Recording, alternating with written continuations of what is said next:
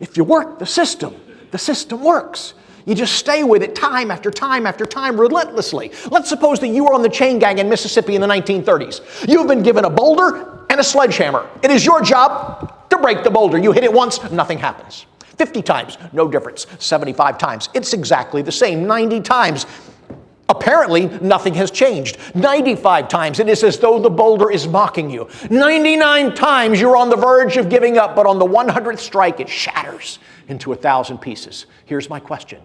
Which strike broke the rock? All of them, right?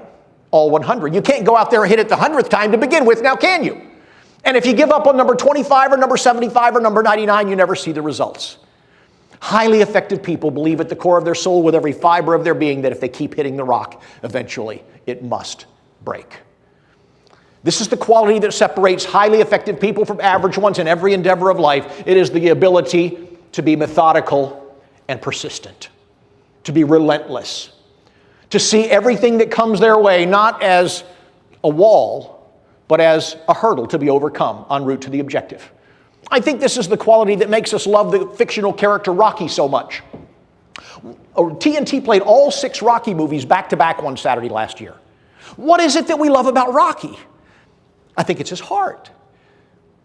There's something that resonates in our souls with this guy who is an average, small, not too bright boxer that gets beaten into a bloody pulp every time he steps into the ring. But the guy just won't quit. He has the tenacity of a terrier in him. My favorite scene in all of the Rocky movies is a little remembered scene from Rocky II. Now, to set this story up, I have to remind you of the plot of Rocky I. Apollo Creed, heavyweight champion of the world, decides to give a no-name boxer a shot at the crown, and he chooses Rocky Balboa because his nickname, the Italian Stallion, rolls so smoothly off the tongue. He thinks it'll be a PR coup. He figures he's going to toy with Rocky for 3 rounds and then knock him out, but he's in for the fight of his life. Rocky takes him to 15 rounds, and Apollo just barely wins a hotly contested, controversial split decision. The scene that I recall in Rocky II takes place in Apollo Creed's penthouse office. It's got a view of the skyline on 2 different walls with floor-to-ceiling windows. And Apollo is wearing a $3,000 business suit seated behind a $20,000 desk, and he's ticking off items of business with all of his staff gathered around him. And he comes to an interesting one. He says, well, this one's fun. Rocky Balboa has challenged me to a rematch. Do you think I should accept? His manager says, do you want the truth? Apollo snaps, of course I want the truth. The manager stands up with fear in his eyes, stalks Apollo's desk, leans over it and says, we do not need this man in our life. Apollo says, why? The manager says, I saw you beat that man like I've never seen a man take a beating in my life, but he kept coming after you. Now, I know what you're feeling, but we don't need that kind of a man in our life. Let it go. And he leans forward and says it again. Let it go. But Apollo can't. His pride is wounded. He has to prove to the world that split decision was a fluke. And so the rematch is on. And out of pure blind fury, Apollo Creed comes out and for 8 solid rounds proves he is indeed the best boxer in the world. Beats Rocky into oblivion. Wins every single one of those first 8 rounds.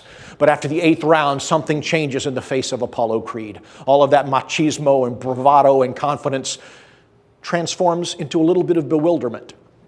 Just a glint of it in his eyes. And you know what he's wondering. How is this man still standing? And then Rocky comes out and barely wins round 9 on points. And that bewilderment in Apollo's face changes a little into fear. And out of pure blind fury, Apollo comes out and wins rounds 10, 11, 12, 13, 14. But after every round, the doubt grows a little bit greater.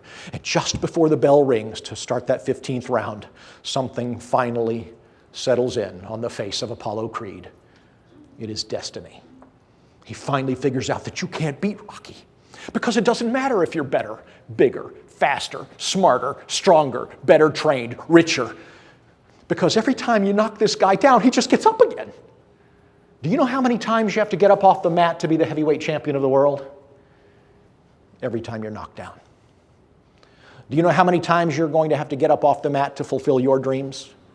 Every single time you're knocked down. Be relentless. Work the system relentlessly, and you will succeed.